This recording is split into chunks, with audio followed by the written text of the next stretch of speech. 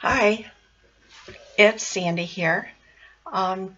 Today is actually Thursday, March 8th. I'm not going to publish this until tomorrow, the 9th, for my Friday video. The reason why I'm doing it today is because I came up with a couple of ideas and I got so excited I couldn't wait to show you. I do that a lot. I get excited about something and I can't wait. I gotta take care of it now. I gotta do it now. Maybe that's why I've had so many starts lately. But anyways, hi, how you doing? I would like to welcome everybody back, or if you're new, welcome you for the first time. I am so glad that you're here with me today to listen to me ramble on and show you stuff. Today's going to be a little bit of everything. Before I start with just showing you all this stuff, I got a question for you. A while back, a few weeks ago, I showed you out my dining room door picture, you know, the snow in my backyard. And I had a lot of really nice comments about how that looked. And we live on kind of a large piece of property. The front part where our house is at and the barn and stuff, it's probably about an acre. And then, and we have about 1,000-foot frontage across the front of our property. But then when the property goes out to the back, it spreads out and goes 2 properties in one direction and 1 property in the other direction. So there's quite a bit of woods back there, and there is what's left of a historical building from the 1800s. And there is actually a historical marker at the end of our road that designates that, I forget how many tenths of a mile, that there is this historical building. You can't really tell that it's on our property because it's actually behind one of the other houses, but because our property spreads out back there, we do own it. Would you be interested in me taking you on a little tour of the property and seeing the historical building? I can't take you throughout the whole thing, because the whole property, because most of it is thick wooded and boggy, and we used to go out there and tramp through it, but now that was like 20 years ago, and I really don't, it's so overgrown that I don't try to do that anymore. But there are parts that we could get to. I could take my phone and give you a little tour. I do that as a separate video other than a FLOSSTUBE video. And let me know if there's interest. I'll do it, and it would have to be later, when later into the spring, when it starts drying up a little bit, and it would be comfortable to go out there and show you some things. So let me know. I would be glad to do it if there's interest. If there's no interest, then I have a lot of people that come here wanting to go down and see that and stuff, so I won't worry about it. All right, let's get right into it, because like I said, I got a lot of stuff to show you and I'm kind of excited about some of it. Okay, let's see. I want to thank you for all your comments. I've been getting some really nice comments, and I really appreciate it. And thank you for subscribing. And if this is your first visit with me, I would be so happy if you would subscribe and come back and visit with me again. Let's see. I've got some really different things to show you today. I've got some antique crochet, some antique books, some really old knitting, and then I will kind of get into the normal stuff. I've been focusing on just a few pieces, so I don't really have a lot of cross stitch to show you, but let's go from here. The first thing I wanted to tell you about is I bought an air fryer, and I had looked at them around before Christmas when they were on sale, but I didn't know anybody who had ever used one, and so I was afraid to invest that much money in a kitchen appliance that I didn't know whether I'd like it or not. So I finally talked to somebody who had one, and they just raved on and on about it. So I bought one, and now I'm going to rave on and on about it. They are a little pricey. I paid around $120 for it at Sam's Club. I would imagine you could probably get them cheaper when they're on sale. But once I make up my mind to do something, I generally don't wait for a sale. I just go do it, kind of like this video. But anyways, usually I would take like French fries, and Ore-Ida French fries, the frozen kind, or whatever store brand I buy, and I would bake them in the oven. Been doing that for years, and they're okay. Well, when you take those same fries and you cook them in the air fryer, and they cook way faster for, like 2 servings, they cook way faster than what they do in the oven. So you don't have to preheat the oven, it's less time, so I looked at it that it's a win-win, and they're awesome. They come out just like they came out of the oil from a fryer. I mean, they're really, really nice. Takes a little while to figure out exactly how long you need to cook them, but the first batch I put in of waffle fries came out like crunch. We couldn't even eat them, but you learn. That's how you figure out the times and stuff to use. I usually would take like chicken breasts or chicken tenders and, use shake and bake on them. And then I put those in the oven. And again, you have to preheat the oven 20 minutes to 25 minutes, depending on whether you're using tenders or boneless, skinless chicken breasts. I put those tenders in there. They didn't take very long at all. I was very careful to keep pulling the pan out and checking them. Totally awesome. Really crispy around the edges and the outside, and the inside really tender. I think I did cook them just a bit too long, so next time I'll shave off a minute. Pardon me, I do have a cough. Don't have a cold, just a little cough. I think it's dry throat. So, I recommend the air fryer for anybody who thinks they might want to try that. Okay, the next thing. When I first came back to cross stitching, I taught myself how to cross stitch, and I'd never seen FLOSSTUBE or anything, and I had this convoluted way of pulling thread off of the skein, and I won't even go into how I did it because it was so stupid. But anyways, I was watching another FLOSSTUBER way back in the beginning when I first started to watch FLOSSTUBE, and they were talking about using thread heaven. And they said, well, okay, first you pull your thread off of your skein. And I watched the way they did, and I went, I never would have thought you could pull it off that way without getting it all tangled up. And then she says, well, and if you do get a little tangled out at the end, this is what you do. And I was like, my God, that takes a tenth of the time that it was taking me to do what I was doing.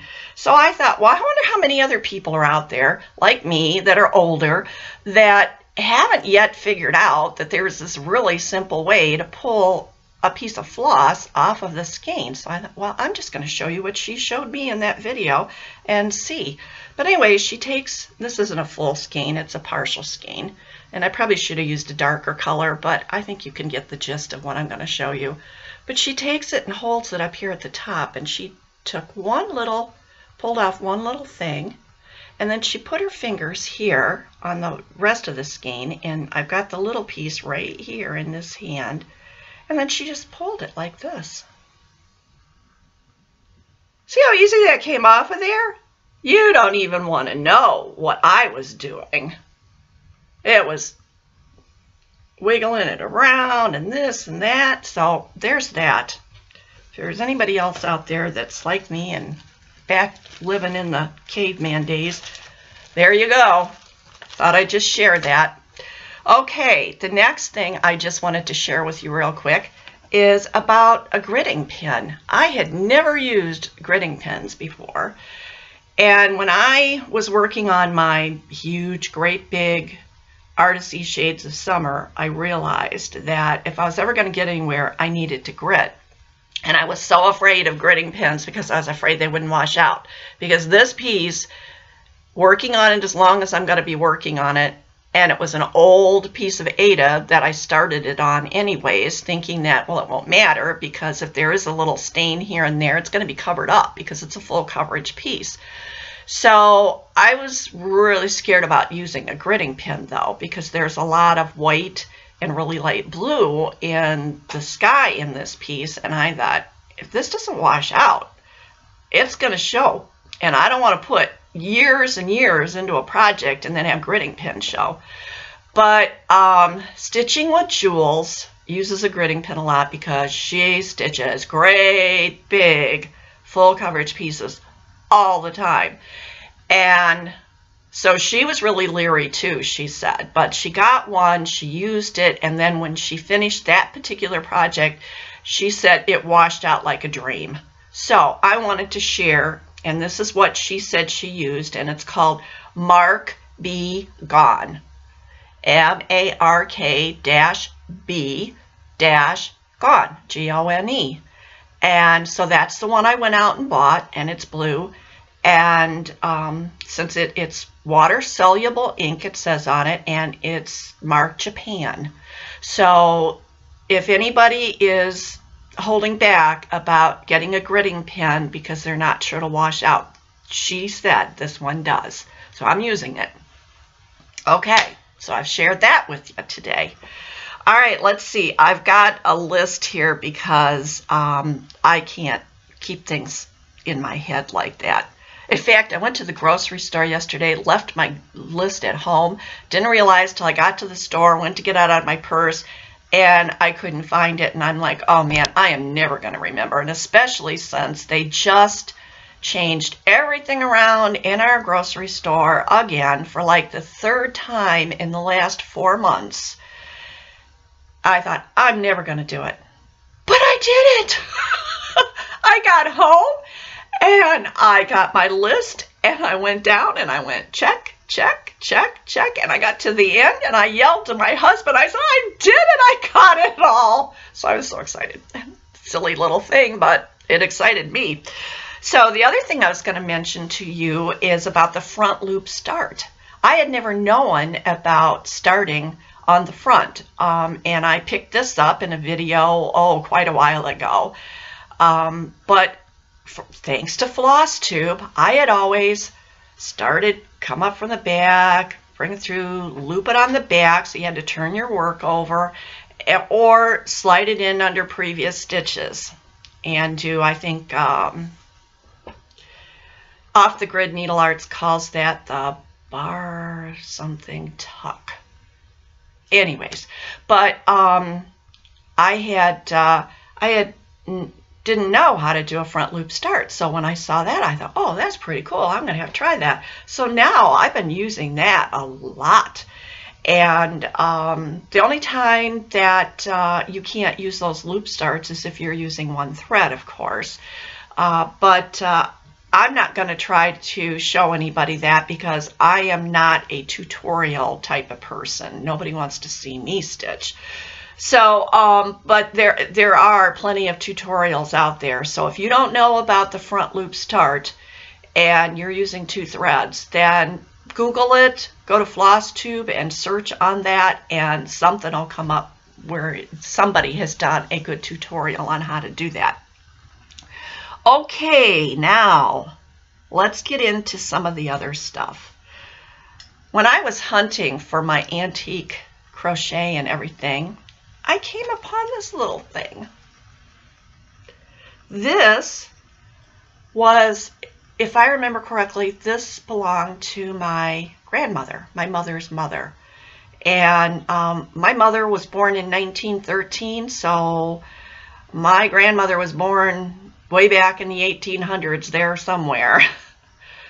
But does anybody know what this is? I think I know what it is. At least I remember what my mother told me it was. But it's a curling iron, is what she told me. And you would put this, you know, back then they had like the wood stoves and that, those big metal stoves, and you would put this on and heat it on that stove, and then you would put this thing in your hair. And I'm not sure exactly how, whether this back part went in the back and this went on the top or what, but then and it would crimp the hair. And can you imagine if you got this thing too hot, you could probably burn your hair right off. I can't even, and the fact that it would be hot metal so close to I burned myself with a curling iron, regular curling iron. I just can't imagine, but I thought I'd show that to you and share it with you and see if anybody else had seen anything like this. Or maybe even if you're older, if maybe somebody used this on your hair when you were a child. Nobody ever used this on my hair. No. But anyways, that's that. Then I had a couple of old books that I just thought I'd share with you real quick. My family is mostly German, especially my mother's side of the family. I think they were pretty much all German as far as I know. And so these books ended up with me. There's this one, and they're written in German, so I can't tell you exactly. It has a cross on it. I believe that this one, let me see, and their bindings are, if you can see here, I'm going to hold this up very carefully. You can see the bindings are breaking. I mean, these books are really, really old. So I try to be very, very careful with them and turn the pages very carefully. But I think that this is actually a full Bible. At the very front, there's something in here. I would assume that it's kind of like a foreword or something. And at the very bottom, it says Columbus, Ohio. And then it has I am. And then it has Februar, F-E-B-R-U-A-R. And then I believe it's a U period and a D period and 1870. So I don't know if that is the date that this was printed, but I kind of think that this, just by the way it's put together and stuff, it could be a Bible or some kind of a religious book. There are a couple of pages that have met their demise in here, but they're folded into the book, and so there's that one. All right, the next one that I have looks like this, and I don't know whether you're going to be able to see that beautiful work on the front. Isn't that amazing? I can see it in the screen, so I'm thinking that you can probably see it. Isn't it amazing? That's embossed into the cover of the book, and on the back there's a cross that's embossed into the book. And this one, I believe, I can't read German, but I can read the word testament. And there's a word that says das, and then it's, I can't quite read, it's maybe if I open up the book I can see it on the inside, but I believe it's the New Testament. The first 7 pages of the book are missing.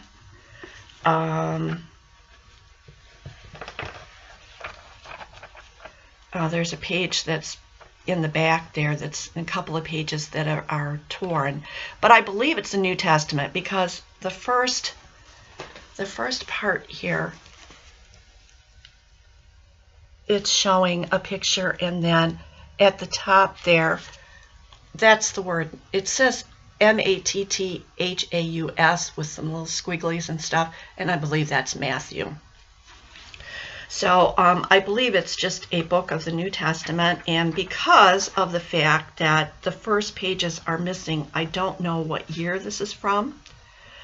But I found in it a funeral card that my mother must have tucked into this, and it was for someone that, or the name sounds familiar to me as someone that had been a friend of my parents, and it said that he had been born February 14th, 1910, and passed away on July 6th, 1967. So that was the year I graduated from high school. So my mother must have tucked that in here way back in the 60s, and there it is. So it's kind of amazing that these books have survived. Another one that I have, this one says Biblical History on it.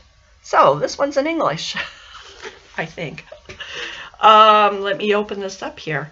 And again, you can tell this book has seen better days. The corners and the pages are all wore. And so this book saw some use at some time or another. And this could have been a book, it says it's a lesson book. So this could have been a book that my mother used when she was a child, because we are Lutheran, and she went to catechism classes in Nebraska, because that's where she was born and raised. And it says Biblical History in the Words of Holy Scripture with engraving, maps, questions, and notes. A lesson book for Sunday and weekday schools. It was the 44th edition. It was from the Pilger Book Company. And I'm looking to see copyright 1880. Now that's the copyright date. I'm going to try to turn a couple of pages here because this is really old. Oh goodness, I found something not very good. Apparently, when I was a child, I must have gotten my hands on this book, because look, that's my name written in crayon in this book, printed in crayon. So, and that looks like a pretty young child's printing. So, but anyways, this is an older book, and here again the binding is just falling apart on this book, and pages are coming out, but there it is. Okay, the last book that I wanted to share with you, and I hope I'm not boring you, and if I am, I apologize. Just kind of go forward until we get to the cross stitching or something that you want to see. The next book I want to show you, this is a set of encyclopedias, and it's called the National Encyclopedia, and these were my grandfather's, my mother's father's, and for him, a farmer, to have these, I was very shocked, but that's what they told me, is that these belonged to my grandfather. And these are in pretty good shape, so I don't think they got used too much. These were, the copyright date is 1923. And funny story about these, and these, like I said, these are in pretty good shape. They're you know, the pages look old and you know, discolored and stuff like that, but the books are not in bad shape. But as I said, funny story, when I was in high school, I was a pretty good student, but every once in a while I screwed up, and I had a report that I was supposed to do on something. I have no idea what it was now, and I procrastinated too long, and then it was time for the report, and I didn't have it finished. So I went and got those encyclopedias out. Now remember, I'm in the high school in the 1960s, and these are from the 1923. And I copied out of that encyclopedia the whole thing for whatever that subject was. I got an A. I got an A. I've always felt guilty about that. That was something that I had never ever done before and had never done since, and still feel guilty about it. So that I, you know, all I can say is I did it. I'm sorry. Okay, moving right along. The next thing I wanted to mention to you is I didn't know that you could take a Q-snap and put the pieces from different Q-snaps together to form new sizes. And I saw somebody on a floss tube the other day that did that, and I went up, and I had tried to do it once with mine before, and I couldn't figure out how to get all the pieces together, and this time I went up there and I did it, and I took my 11 by 11 and my 6 by 6, and I made it into the 6 by 11 because it's so much easier for me to handle. Gives me a, and I can turn it this way and use it, or I can turn it this way and use it. I don't know if there's other people out there like me that don't know how to do these things. I watch people on FLOSSTUBE and see some of these things, and I'm like, my God, why didn't I think of that before? I don't know. But anyways, I'm sharing it so that if there is anybody else out there like me, you can learn too. And you don't have to tell me either. I'll just sit here and think that I'm the only one. Okay, now, last time I showed you my infinity scarf and how I had sewed it together, and I said it was kind of big, bulky for that, so because of the size crochet hook that I used. So I did take it apart. I got it apart now. I'm just going to cut this long piece off, and then I'm going to weave my ends in, and I'm going to use it for a scarf. And I think that for a scarf to wear with a coat or something, I think it's going to work pretty good. There. Stand up and model it here. See there? I think that's just perfect to wear with a coat. So, and my coat's black, so I don't have to worry about it matching. So I thought I'd share that with you. And I have worked on the other infinity scarf that I'm doing for my daughter. I'm going to set this over here. But not a whole lot, so I'll wait and show it to you when I've got something to really show. Okay, moving right along. My son was born in 1979, and my mother had started knitting in the 70s, and she was, you know, I said she was born in 1913, so she was up there when she learned how to knit. She always knew how to crochet and do all that embroidery and all that kind of stuff, but she had never knitted. And so when my son was born, he was born in December, she made this for him. And this is the cutest thing, and I will never part with this because we don't have any boys. My daughter is the only one who had a child, and she had all girls, the 3 girls that I showed you last week. And so I will hang on to this. Who knows? Maybe in the future, one of those granddaughters will have a little boy, and then this will go there. And if not, I'll keep telling the family, keep passing it down until there is a boy. There's several pieces to this, and this is just the cutest thing that you ever saw. Look at this. This is the one piece. Has a zipper. The zipper hasn't been moved in a long time, so, and it's one of those plastic zippers, so I'm not gonna, but anyways, isn't that just adorable? And the zipper goes all the way down and up in the back, so that for changing diapers and stuff. With that,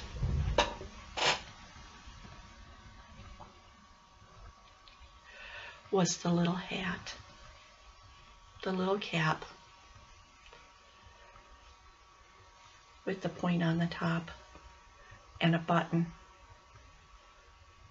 And with the cap up here, these were the little footies, the little socks that went with it. And then these were the little mittens. Have you ever seen anything that cute?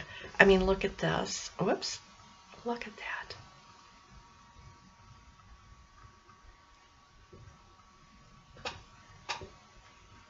I don't have words. When my mother gave this to me, I was just like, and my son, I was afraid to let him wear it because I was afraid he would spit up all over it. He did wear it for special things, but they grow so fast that, you know, it seemed like in no time he had grown out of it. And just heirloom. Heirloom right there. Okay, now I said I had some other stuff, and I'm going to show it to you. Try not to take up all of your day, because this is going to be a longer video, just because I had all this stuff to share. And when I started digging it out, I thought, why not do it all at once? This, when my son was a little boy, he loved dinosaurs. And my mother-in-law crocheted. She made him this, and I don't think I can get back far enough to show you this whole thing, so I'm going to try to show it to you in sections. But it was made for a twin size bed, so it's twin size.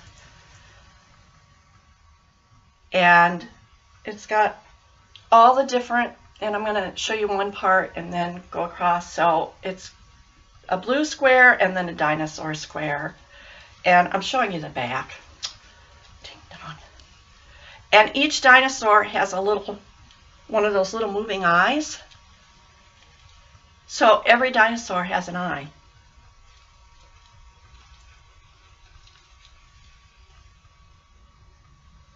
Isn't that just the cutest thing? And I'm going to go down, try to get it down here so that I can show you the bottom.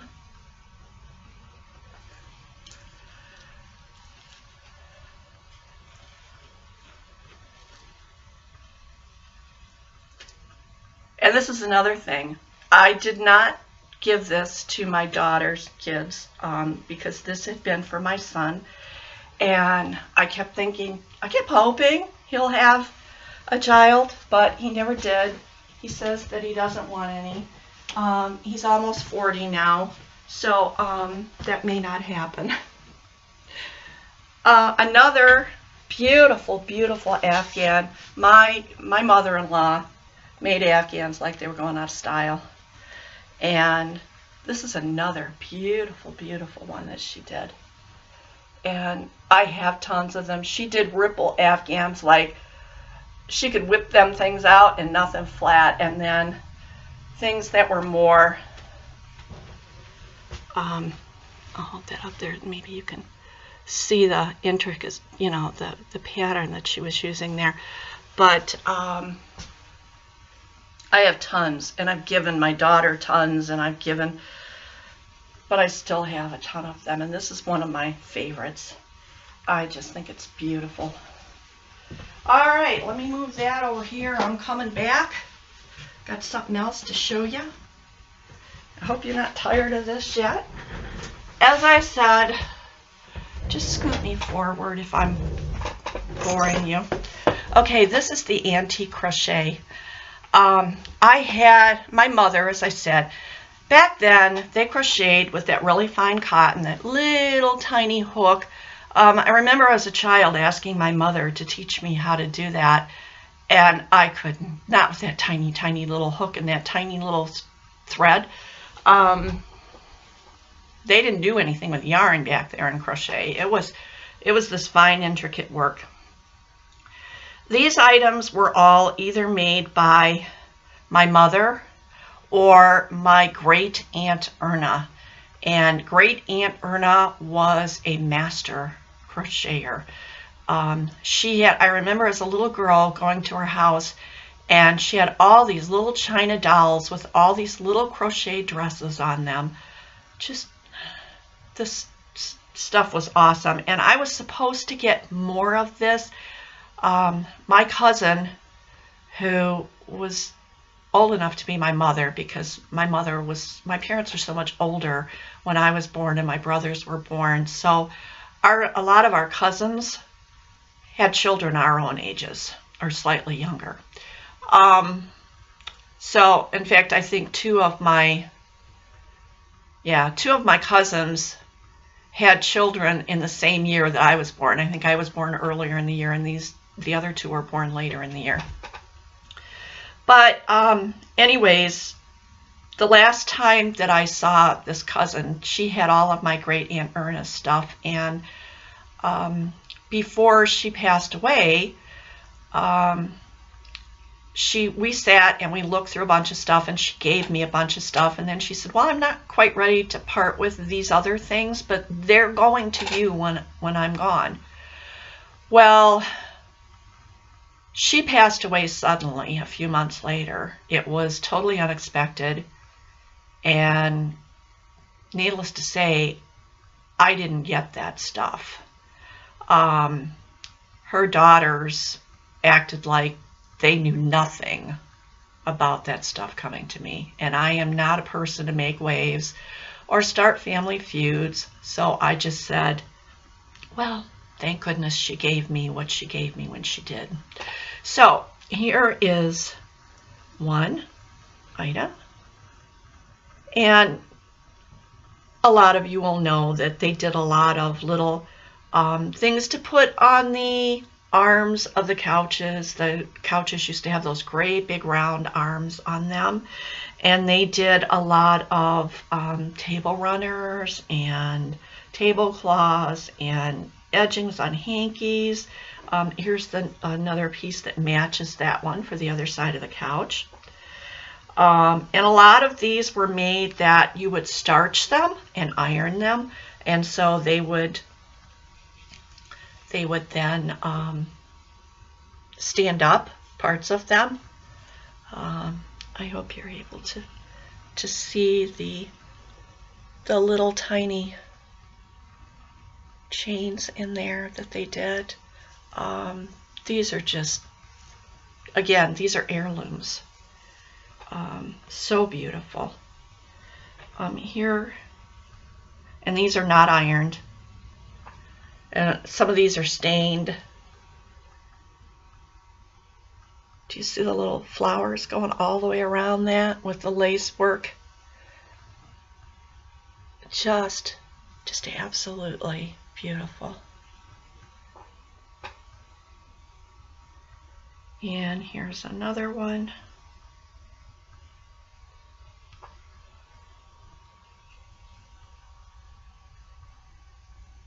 I think it's a matching one for that one, but it's bigger.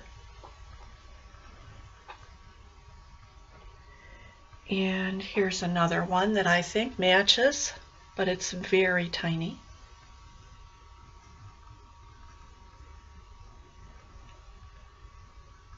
The fact that they were able to do this is just, oh, it just blows my mind. It's amazing. Here is another one. I'll hold it back a little bit. I probably should try to put something behind so that maybe that would help to be able to see this is just a lined piece of paper, but it might, I don't know, does that help? Or not? Maybe seeing through the light is better. I don't know. I found out that what I'm seeing isn't always what you're seeing, because my view is sometimes distorted by the glare and stuff, and then when I play it back, there's no glare. Okay, here's another one. And they would buy these hankies, and then they would crochet the edges onto them.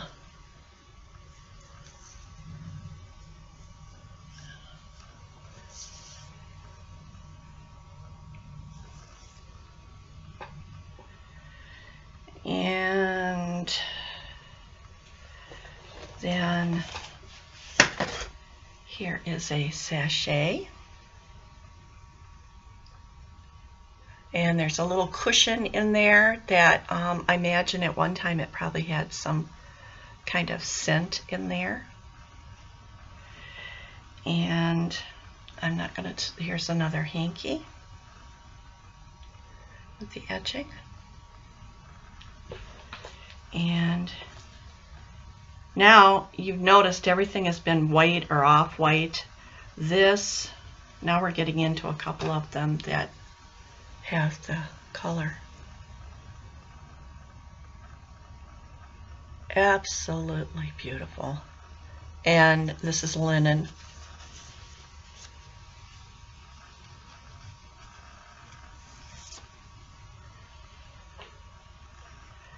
And that one is just this is an antique scarf. It's so totally faded, but there's no stitching on it.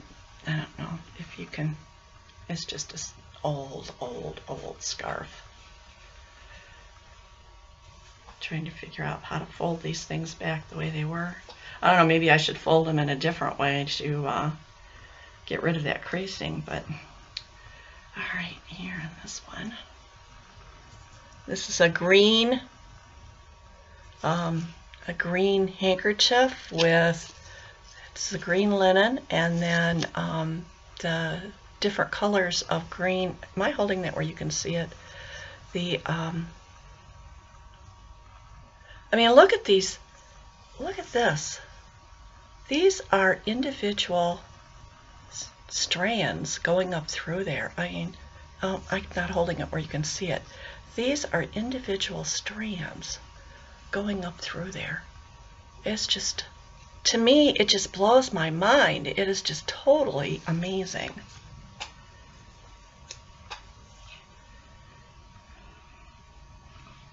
And the last one, and this one not only has, I'm trying to see the right side here, this one not only has the crochet around the edging, that fine crochet, but it has the embroidery.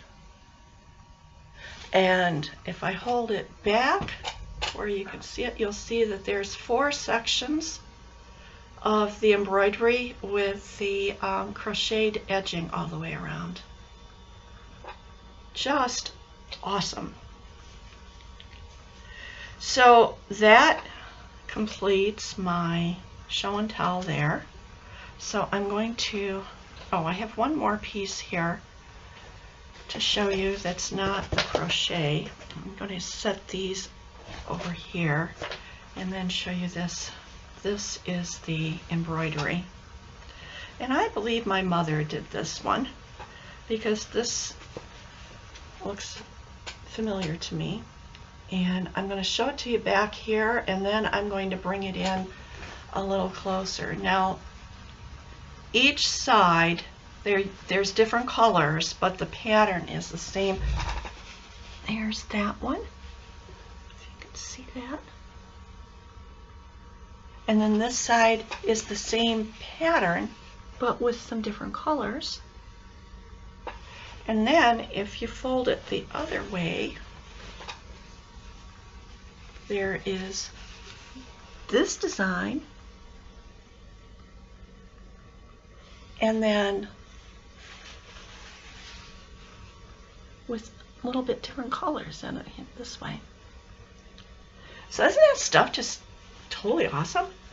I mean, I think it is, but I keep it put away way far away so that it doesn't get damaged or anything. Okay, that completes my show and tell of crochet and all the old stuff. And so now cross stitch.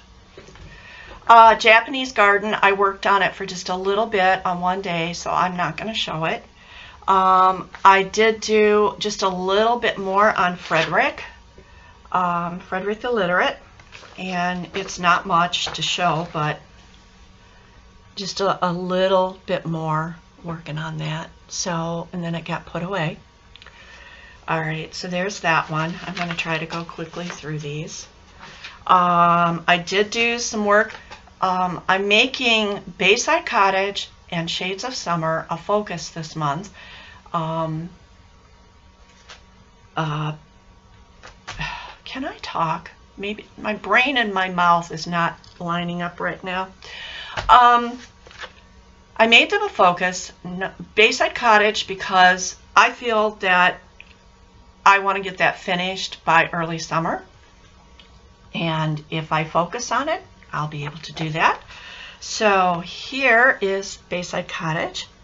And if you remember where it was at, I didn't have all those stair rails in there yet, and all of those flowers. I was still working on that, and I got quite a bit done. So I feel like I made quite an accomplishment with this one. And there's going to be a lot of back stitching in around those rails and stuff. So I'm going to work some more on that and make it, you know, like I said, it's a focus.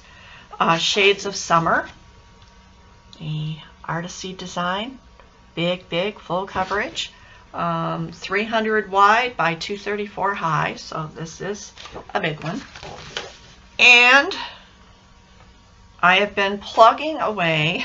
Okay, I'm going to try to explain this to you. This over here is about page 1. I had some things down in here that needed to get filled in, and I did. The only things I didn't do down here is there's 1 or 2 stitches that I'm going to do when I go to the next page. Page 2, if I can get over here and try to explain it, page 2 is right in here, and it finishes up right around here, and that whole thing here has just been confetti. And I don't really mind confetti too much because I like it better than full blocks of coverage, because to me full blocks of coverage are boring. So I kind of enjoy it, but it's really slow go because, you know, it does take you time. So I did that. This up here is the start of page 3. So I did a lot up here, and then I went back and I filled in a whole lot over in here, and I'm continuing to do that here.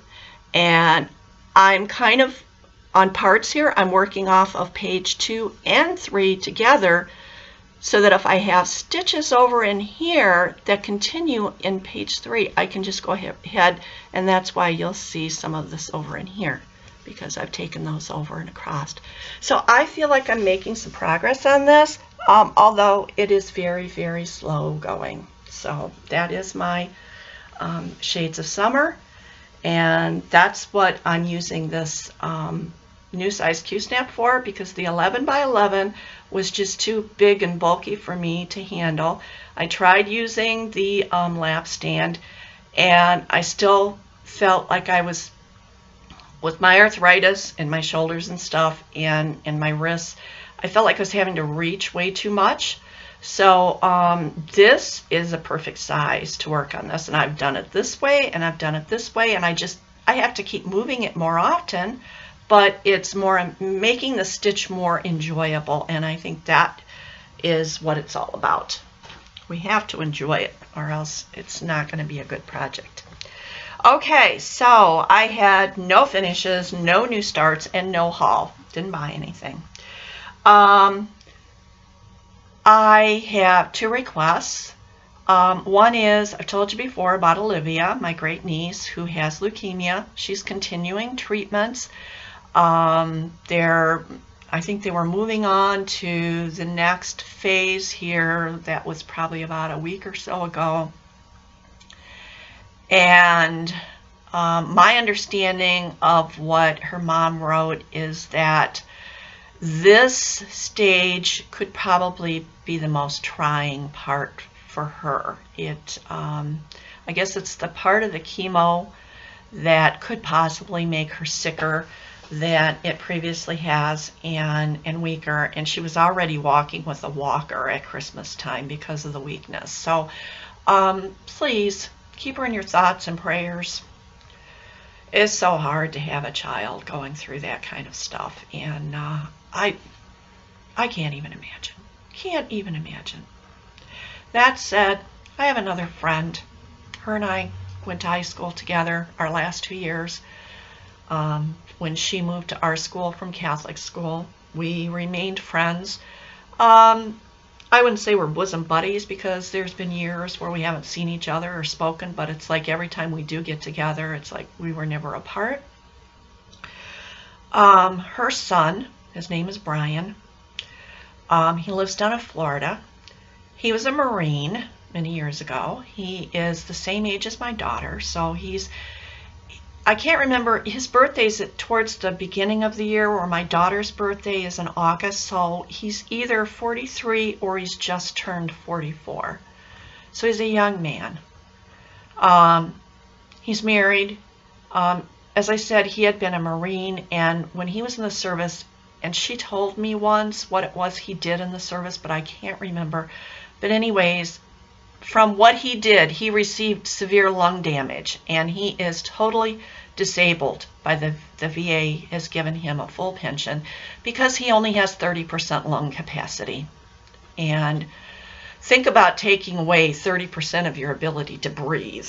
And I mean 70% of your ability to breathe and only have 30% left. Well, he got bronchitis. He lives in Florida. The bronchitis then turned into double pneumonia. He was struggling so bad that they flew him. He lived somewhere on the Tampa side of Florida. They flew him to Miami, to a big hospital there, so that a lung specialist could see him because he was so bad. His mom flew down the same day that they moved him the night before to Miami. She flew down from here to be with him. He's not doing well. He got the flu on top of the bronchitis, the double pneumonia, and then he got the flu. He is in, and I'm sorry, these kind of things affect me because I can't stop thinking about what if it was my child. Sorry, just give me a minute here. He's in a medically induced coma so that all of the medications that he needs can get into his body, and that his body can hopefully rest enough to start healing. It has not been looking good. So far, I have not seen a Facebook post from her today. The last thing that I saw was she said she was going to the hospital this morning for an update. She's down there with Brian's wife. And prayers, good thoughts, please. His name is Brian. His mom's name is Marcia. His wife's name is Lynn. He has a sister named Lisa. If you could send some good thoughts for all of them and some prayers, I would really appreciate it. Okay, I'm going to pull myself together. We're almost at 53 minutes. I don't think I've ever had a video this long, and I still haven't given away the charts. So let me move quickly into the charts. A couple of charts there was no interest in, but I will just put those away for the future. Okay, the teddy bear Afghan, the teddy bear reunion. This was one, and again, I used the random number generator, and I put everybody on a list, assign you a number, and look to see what charts, and you know, I don't do it in front of you, but believe me, I am an honest person. I'm not playing favorites with anyone. If the same person keeps winning something, it's because their number came up. And that's all I can say. Enter again. Susie Q. Scott, 1954. The bears are going to go to you. I don't believe I have your address, so if you could send me an email, I will put my email address in the description area. Okay, the kitchen chart is going to Belinda Z. And Belinda, I can't remember. You may have won something from me before, but I can't remember. My brain's kind of mushy today. So if I have your address, fine, I'll find it. And if not, please send it to me. The Angels is going to Nikki Kessler. And Nikki had sent me an email or a comment or something and saying that she really liked that Jesus chart that I had shown before, but that she saw the video too late to enter, and if I still had it, could she have it? And I did still have it because no one had requested it. So Nikki is going to be getting the Angels and the Jesus chart. So those will be going out to her, and I believe she's already sent me her address, and so I will get those to her. And Fall Splendor, Fall Splendor is going to be going to Susan Oberfell. I had the most requests for the kitchen chart and the Fall Splendor chart. So if you didn't win this time and you like those, hopefully I'll be showing something here soon that you will also like, and you can request that, and maybe you'll win the next time. Okay, charts for the next time. This one is a Minnesota, well, today, what is it? I can't talk. Maybe it's because it's Thursday and not Friday.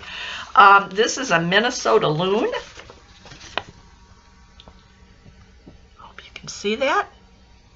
So if you are interested in this chart, please say that you'd like to stitch the loon. And there's another chart on the back here of something, but no picture, so not really sure about that one.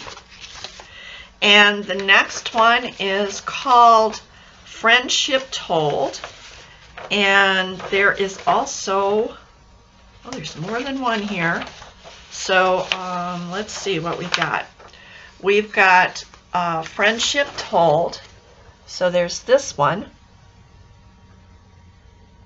And then there's also this one. The pictures were back to back and the charts are back to back. And let's see what else we have here. Oh, they weren't quite. There's some, oh, there's some little flowers back there. That charts I don't have pictures for. And that's probably about it. So if you are interested in getting those, then tell me that you would like to stitch Friendship. And the next, this is a baby one. It's called Baby Makes 3. And there's that one. If you're interested in this one, then tell me you'd like to stitch the baby.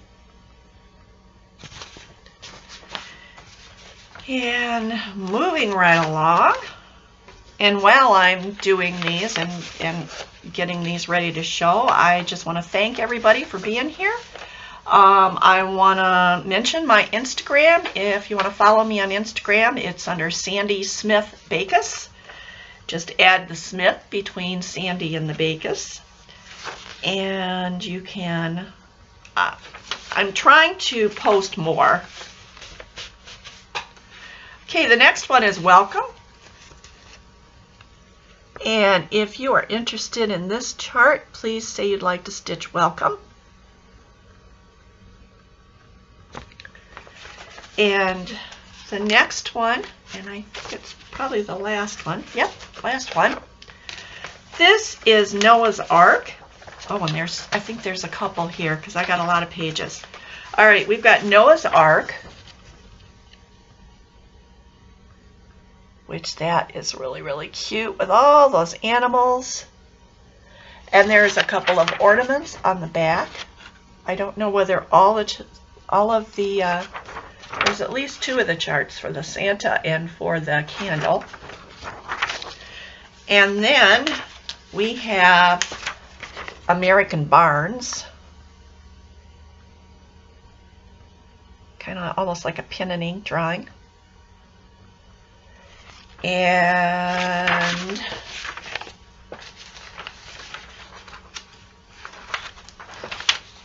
And I think that's it. So we have the chart there for the barn. We have the chart there for Noah's Ark. So if you are interested in or the barn or Noah's Ark, please say you would like to stitch the Ark. And it makes it easier if you type in what I say to put, because then I see it quicker in the comments. If at any time you leave me a comment and you don't get any answer, it means I didn't see it. I try very hard to go through all the comments. I comment back on every single one, even if it's just to say thanks for watching when I'm really, really busy. I may just say thanks for watching, but I do comment on every single one, and I'm at an hour, and I can't believe I've talked this long. So, but if you leave a comment and you don't get an answer, comment again or send me an email, and I know I will see that. Sometimes it takes me a day or two, but I always answer everything, so as long as I see it.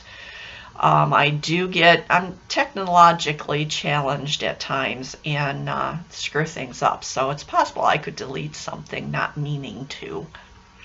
So have a good week. Have great stitching and no frogging. And I will see you next week. Bye.